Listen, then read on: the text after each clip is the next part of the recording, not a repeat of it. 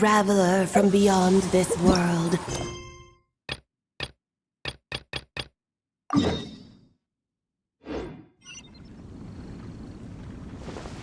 Alice?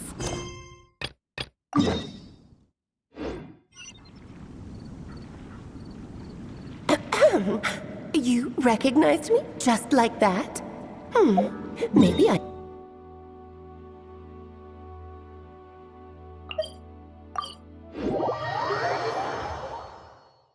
Anywho, come to Star Sand Shoal. There's a little something I'd like your help with.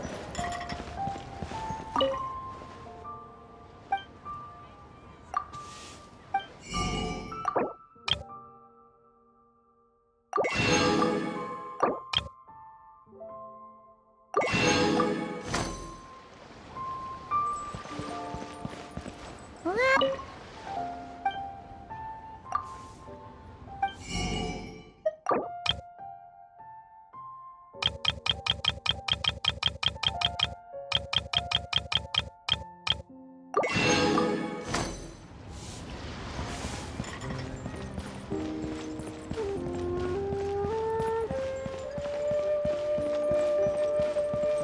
Should I save?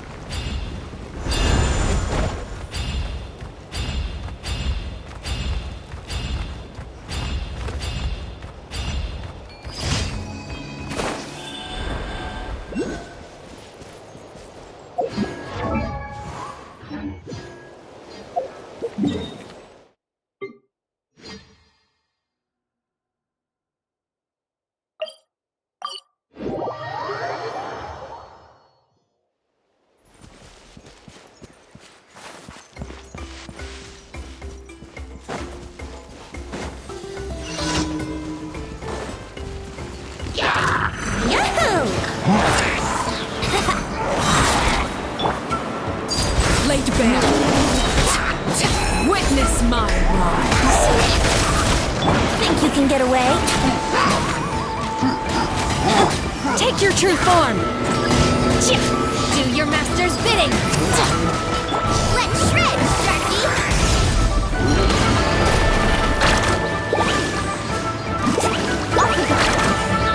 Need a surfboard? Transfixed. This is where you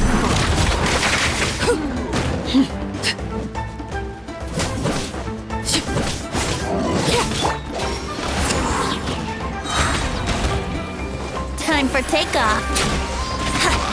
Catch an epic wave! Whoosh!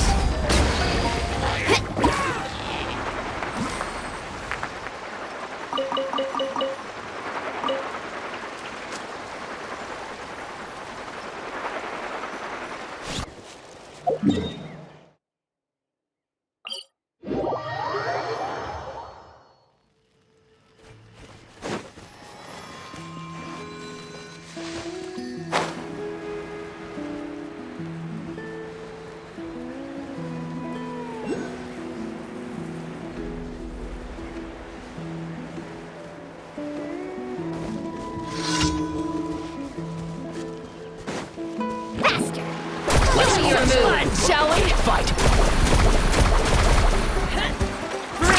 Amazing! The tide rises!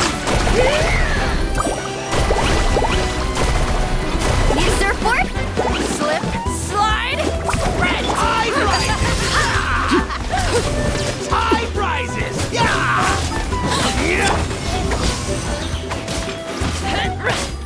Witness my Tide off with carving waves! Need a surfboard? Check this out! Best of luck! cryo incarnate in your dreams! Obey! Laid bare! Let's finish this next time! Spread!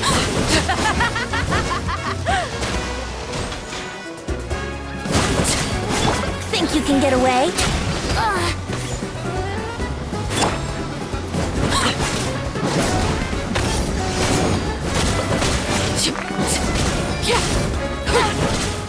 Transfixed!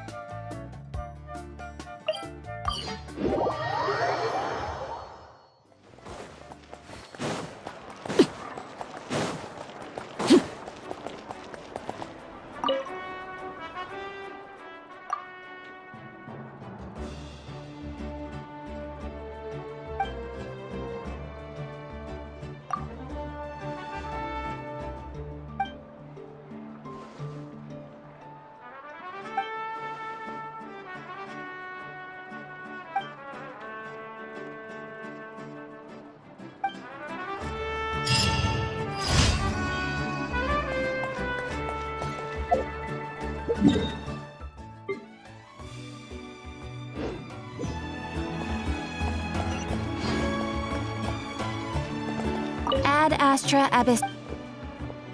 Thank you for completing today's commission. You want to get a guide if you're not familiar with the area. So don't keep your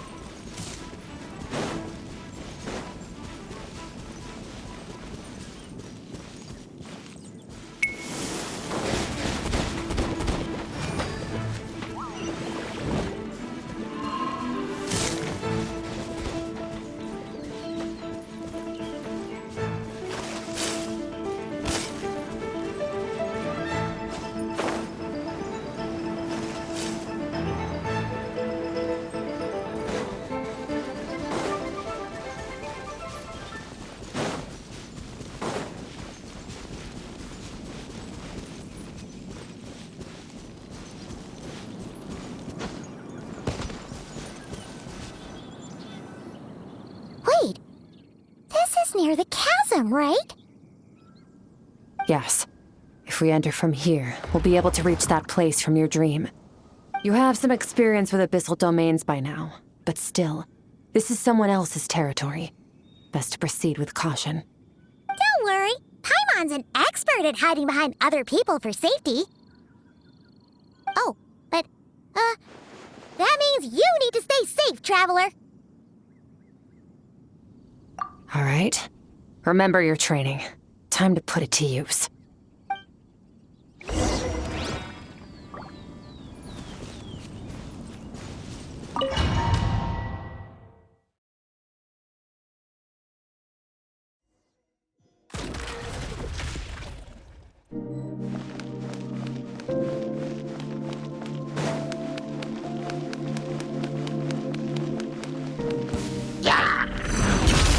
Never star goes out!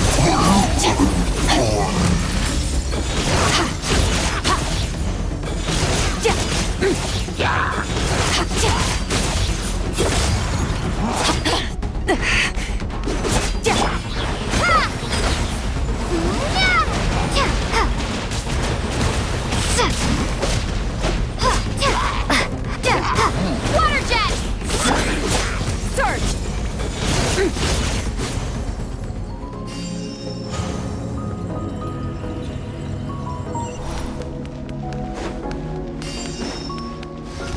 Whoa!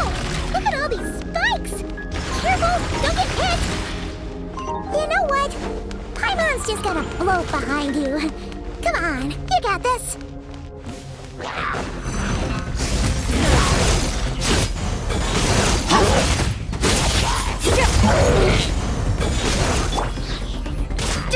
Water jet! Bombs away! Hey, what are you two doing here?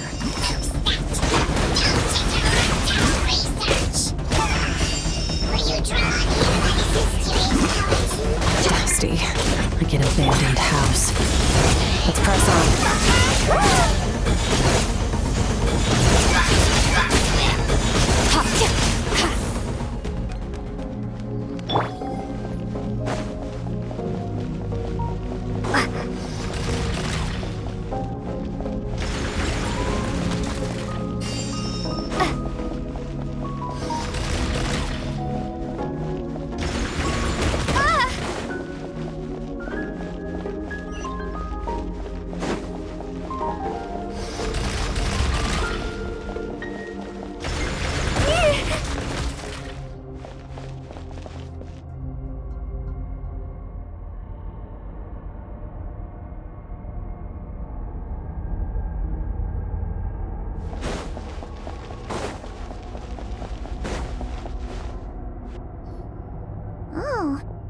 like this is a dead end.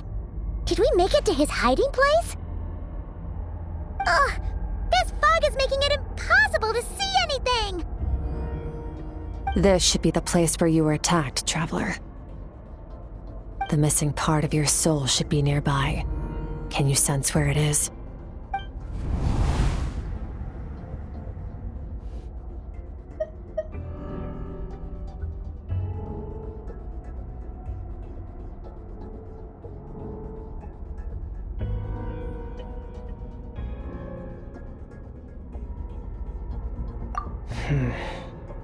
Our opponent must have covered his track.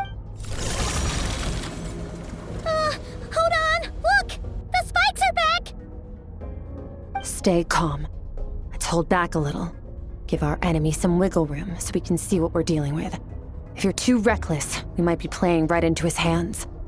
Our enemy took part of your soul for a reason. It's likely he integrated it into his attack somehow.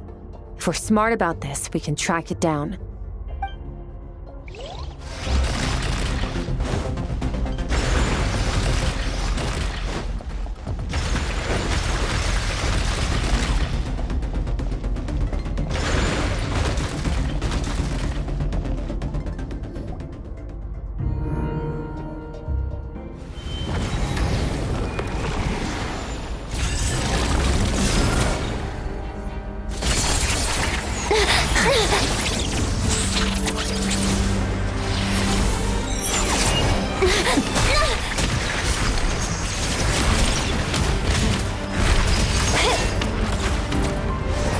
From the start, the attacks have been focused on me. Trying to break through my defenses? I see.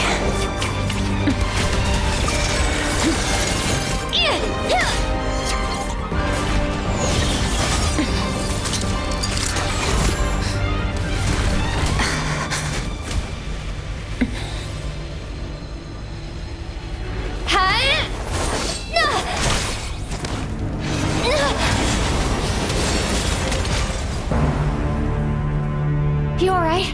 That thing was...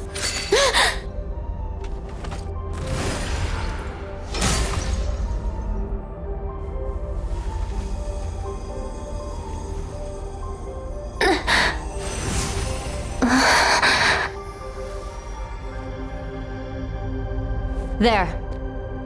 I got it back.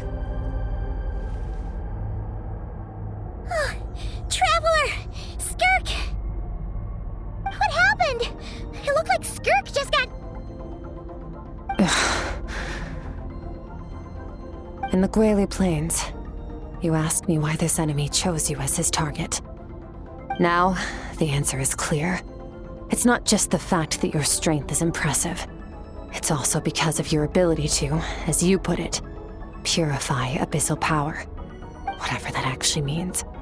The fact is, that ability allowed him to do something that should have been completely impossible. Namely, break through my defenses and steal my power.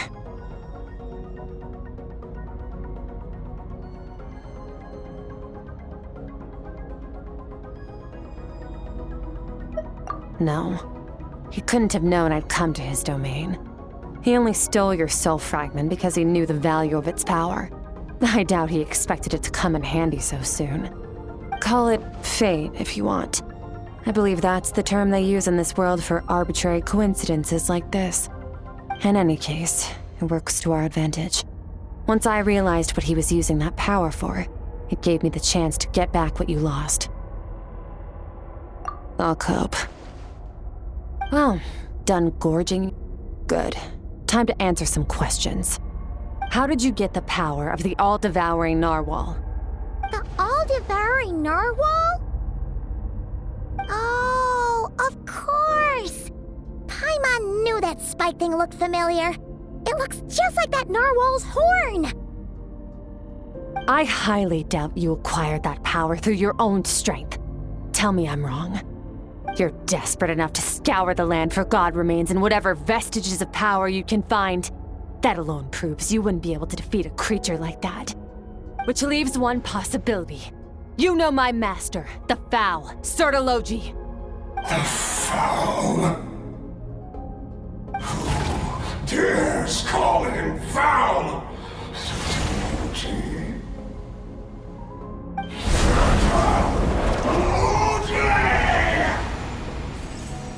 What's wrong? Bit off more power than you can chew? You're struggling to hold a basic conversation. Just a little longer. I'm still...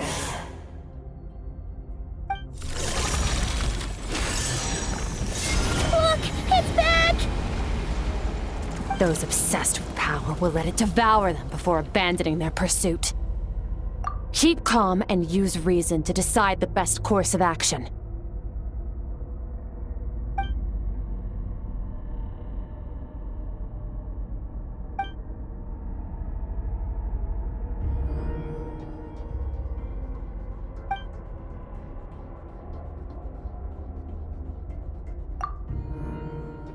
Wise decision. Final victory doesn't always come after a single battle. You've got your soul fragment back, so we both got what we came for. Let the enemy draw breath while he can. It won't be for long. Get us out of here, Traveler. You'll need to lead the way this time.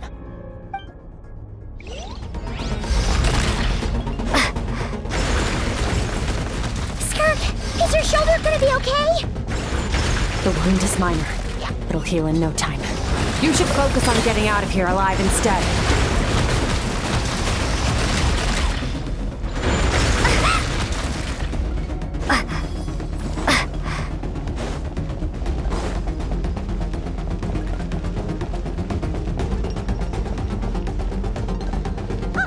Falling spikes! Run!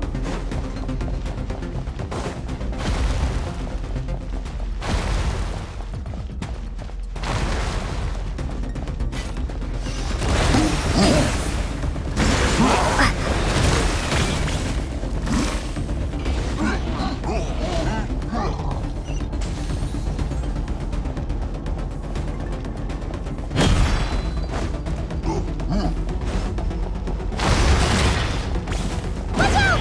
Looks like this place is about to collapse!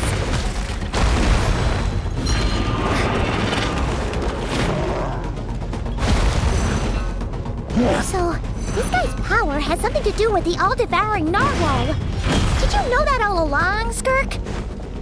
I had my suspicions. That's why I decided to investigate in the first place. But suspicions only get you...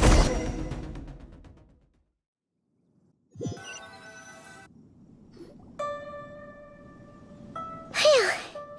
Oh, we should be safe here, right? I no longer sense his presence. Can't have followed us out of that abyssal domain. Weaklings like him will find that my power is not so easily controlled. He won't be leaving that place until he's managed to digest it.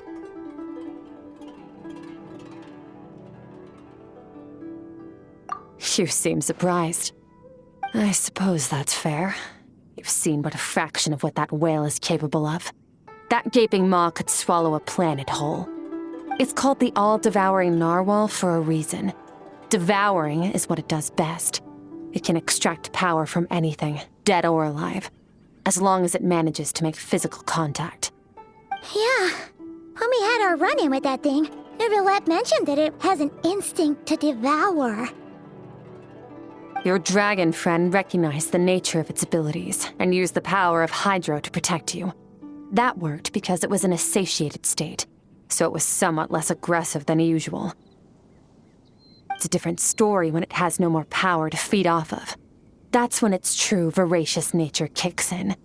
It could devour everything on the planet in that state, which is why I cast it into that void space. But I hadn't counted on there being anyone left on this planet capable of wielding its power. To me, that says he must have encountered the whale a long time ago. Meaning, he must have known my master. Exactly. It told me everything I needed to know. Hence why I said we both got what we came for. And I believe that brings our transaction to an end. Now that you're whole again, you can get back to your own journey. I'll handle the rest of this situation myself. No way! We can't leave now! Something was stolen from you because of us! We have to help you get it back! This isn't my first taste of failure or losing power. When you fall, you get back up again and become stronger. That's how it is.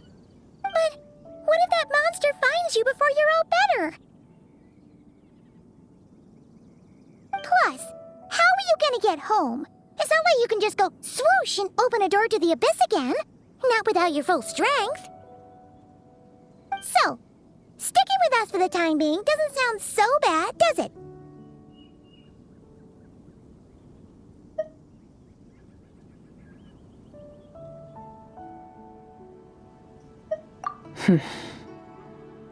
Fair enough. Then take this. What is it? A bag of Mora. Nothing in this world is free. I know that much. I'll leave the planning to you. Hurry up and decide where to go. We shouldn't linger. We should take Skirk somewhere she can rest. But where? Paimon?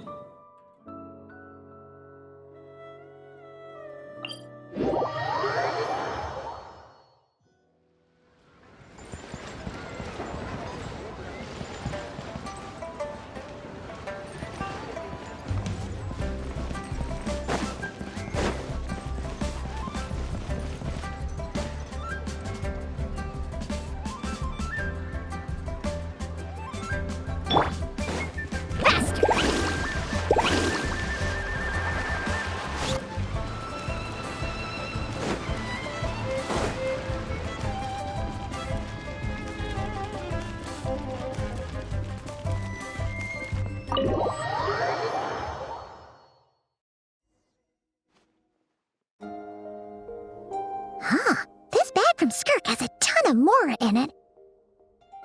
Does she have a job or something? Wait, no. After what we saw at Wamin Restaurant, that seems impossible. Can you imagine?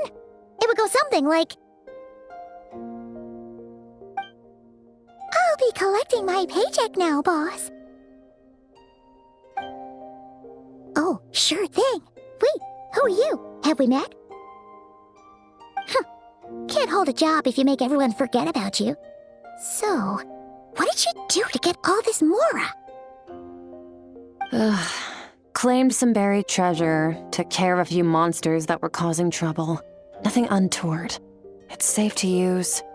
Ah! You heard all that? A sonorous voice like yours is hard to miss.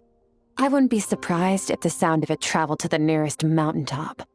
Then, did you by chance happen to hear Paimon's little, joke earlier? You mean when you called me Frosty the Lavender Melon?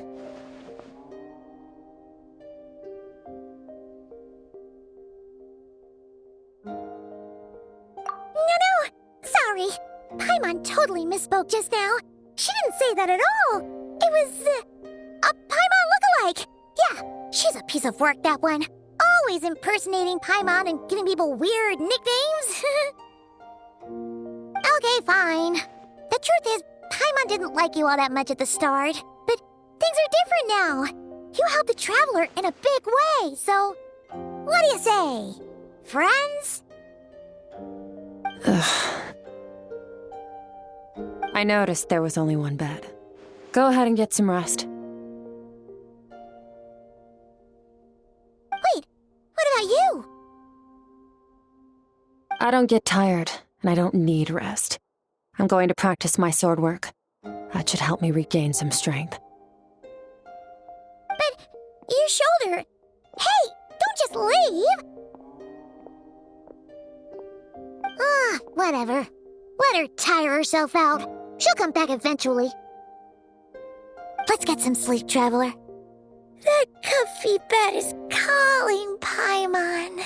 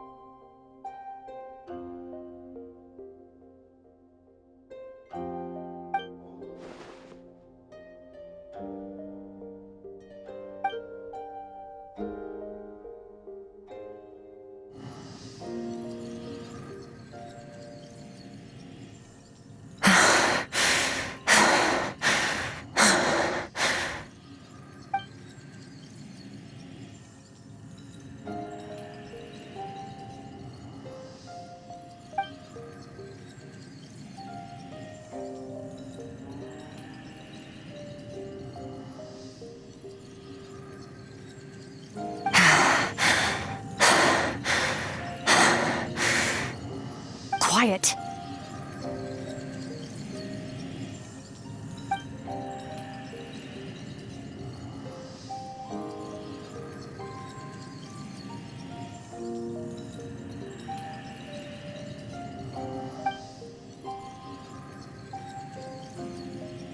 Do you even remember how many of us perished in that fire? How many bodies were left to rot on the scorched earth? Yet you alone live on. Keep your gaze fixed on your blade. You don't deserve to rest. Run, Skirk. Run! Only death awaits us here. Keep running, and don't ever look back.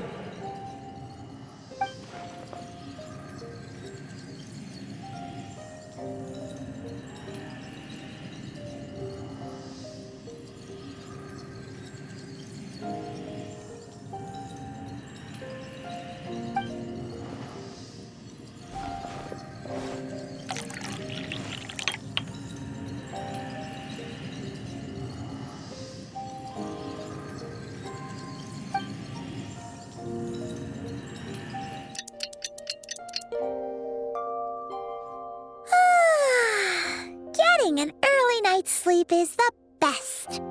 That bed was so comfy. Wait, Skirk? Have you been sitting out here the whole night? The bed's all yours if you want it.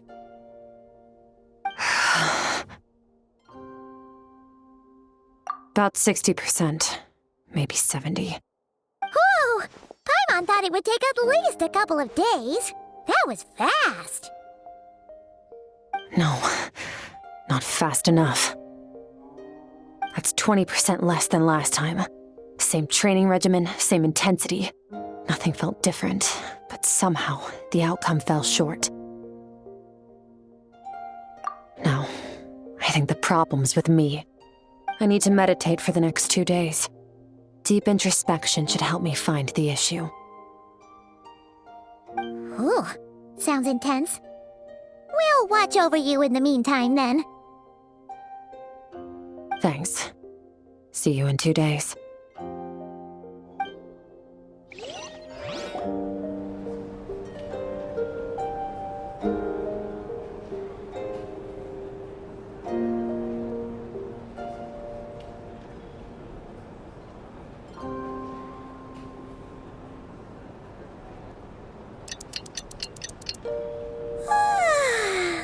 Morning! Skirk is still meditating, huh? It's been 2 days already. Shouldn't she be awake by now?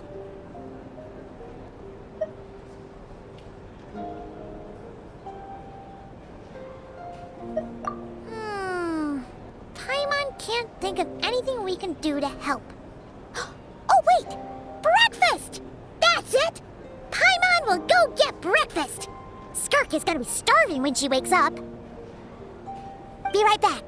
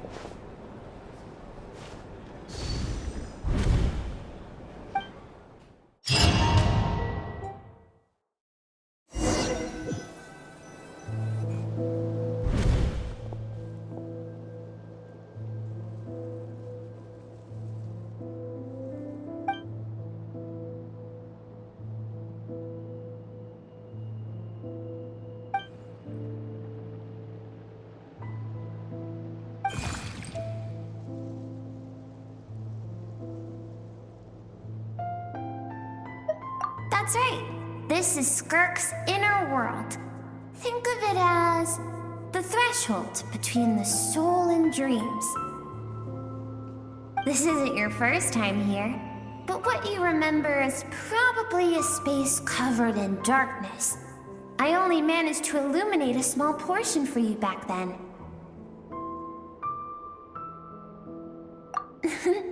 Actually, it's my first time talking to someone like this. I only managed to break free and bring you here because the injury weakened her power. I guess that's why I can speak again, too. Call it fate, if you want. I think that's the word they use in this world for lucky coincidences like this, right? Now, before I take you to her, I gotta ask. You're the first outside visitor to ever come here, so what's your impression of this place?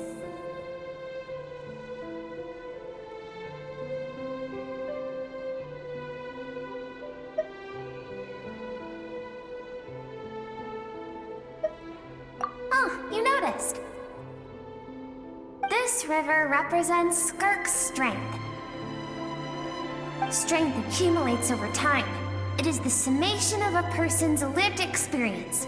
So this river is where all the fragments of Skirk's life should converge into a single stream of memories and emotions, flowing forward as one. But as you can see, this river has been severed numerous times. It's because Skirk doesn't like who she was in the past. And all she sees reflected in the river is a disgraceful shadow of who she was. She cuts through water and rock with the sword of reason, severs her connection with the past, and begins anew.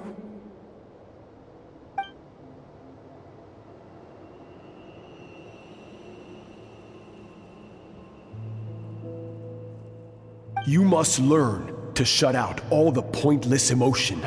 Crush the self that makes you weak, and become master over your physical form. This isn't my first taste of failure or losing power. When you fall, you get back up again and become stronger. That's how it is.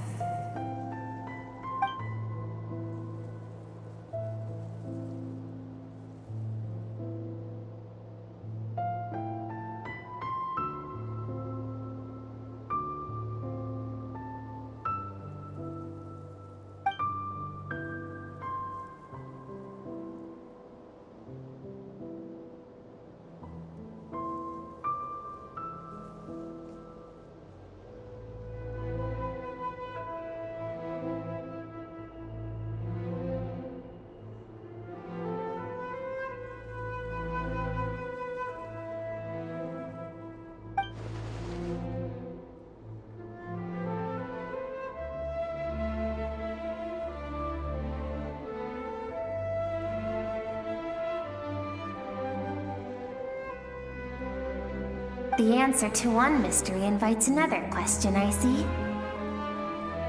Let's follow the river upstream. There among the cliffs, among the memories etched into her heart, lies the truth of it all. Soon, you'll understand everything.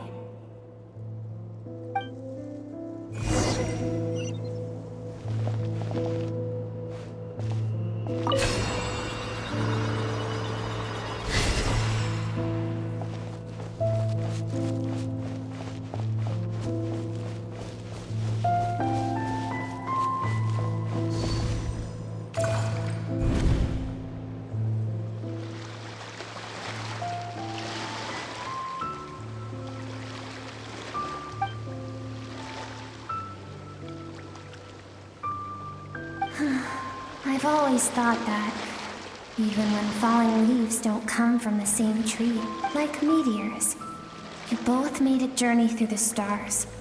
Both travelers who have landed on a planet that is not your home.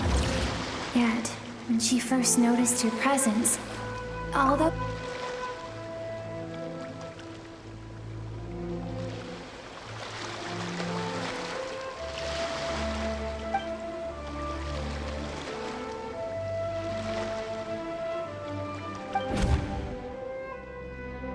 seems like you've answered your own question.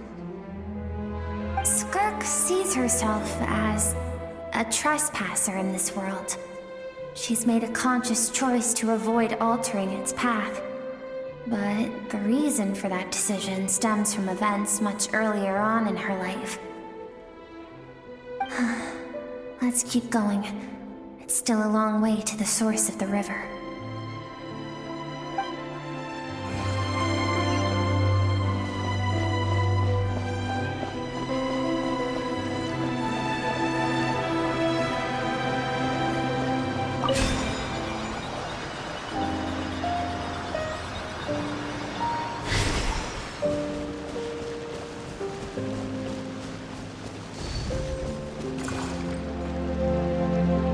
now have what it takes to wield immense power. From this day forth, I shall teach you no more. No one can become a worthy warrior through imitation alone. I have given you fangs and claws. Now, you must learn to hunt. You wish me to travel the world beyond on my own, Master? Indeed. Make new friends. Embark on your own journey. We will still have contact through the abyss. But know this. One day, I will take the life you worked so hard to rebuild and reduce it to ashes. Just like the fire that haunts your mind. Why do you do that? I have told you before, fear is the catalyst for human evolution. You have tasted loss. You have known fear, so deep it can be felt in the bones. But as living beings, we all have an instinct to detach from that which harms us. And thus pain dampens over time, and the acrid taste of fear becomes but a distant memory. Yet now, I have bestowed upon you the gift of fear eternal. It will drown you in the nightmare of your childhood, or it shall drive you to defeat me, whatever the cost.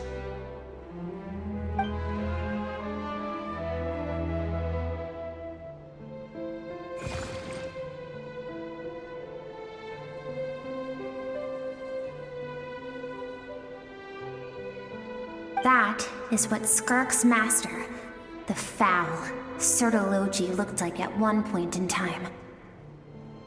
Of course, as a higher being, physical form is a triviality to him. He could appear as a beast, a human, or even a monster that defies description. The form you see him in here, clad in abyssal armor, is the one he usually wears when traveling through the stars.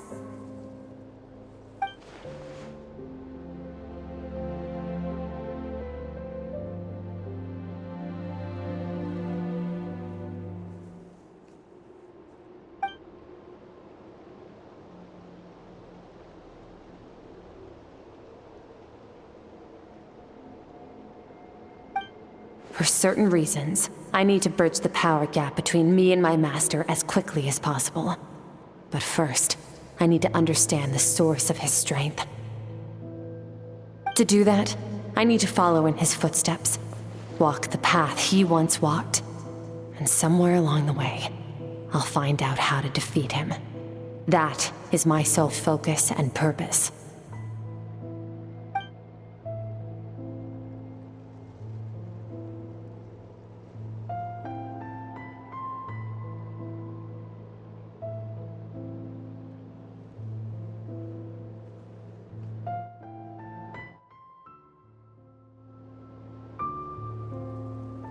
I'll let you in on a little secret.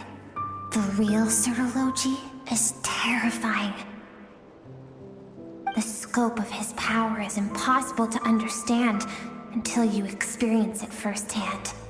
It is absolute, the power to crush all things. Shall we keep going? Let's see. We're about halfway there.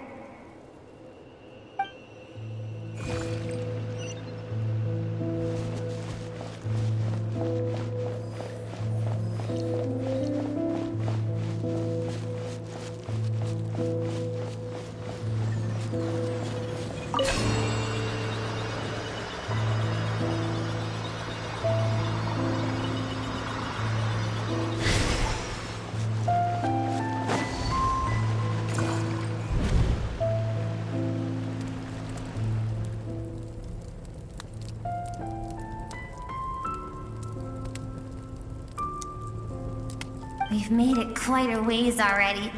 This is Skirk, when she first began training under Sertologi. I have set your broken wrist. Tomorrow, you're to train twice as hard. No tears this time. Good. Attempting to garner sympathy through tears is a habit of the weak. Can I ask a question, Master? Why did you save me? I keep thinking, maybe it would be better if I had died. I wouldn't be haunted by that fire all the time. I wouldn't have to go on like this. I saved you because I have a plan for you. It has been too long since I fought a battle that demanded my full strength, and I hunger for it. Every so-called genius and prodigy I have faced has crumbled like sand underfoot. Before me, even fate bends the knee. So, I will teach you everything I know, train you by whatever means necessary, in the hope that one day you might surprise me. But I don't want to draw my sword against you, Master. What you want matters little. Among the boundless sea of stars, the cries of the weak are but faint murmurs that disappear into the void. You of all people know that well. Yes, Master. From that day forward, all she knew was grueling training, emptiness, and fatigue. After some time, her talent bloomed, and she gained control over her emotions, like her master. How should I put it? It was not that human emotion disappeared from her heart, but that reason came to dictate all she was allowed to feel. I suppose it was at this point that she became the Skirk you know today.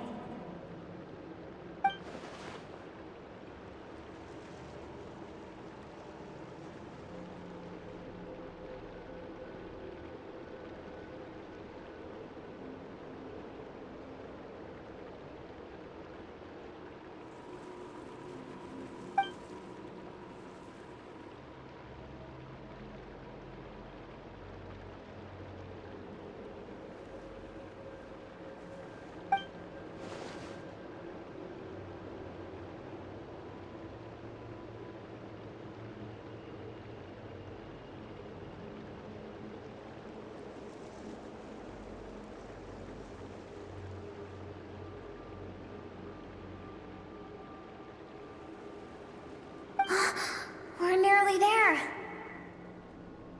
I almost don't want to reach the end. Well, shall we? This is the final stretch.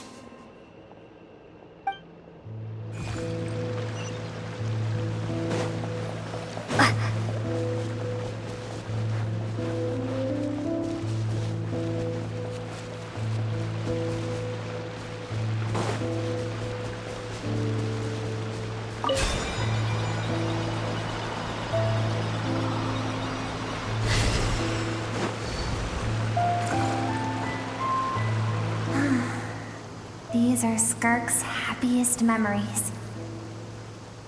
What a simple and carefree time it was. Wisps of clouds dotted the sky. The sun bathed everything in golden light.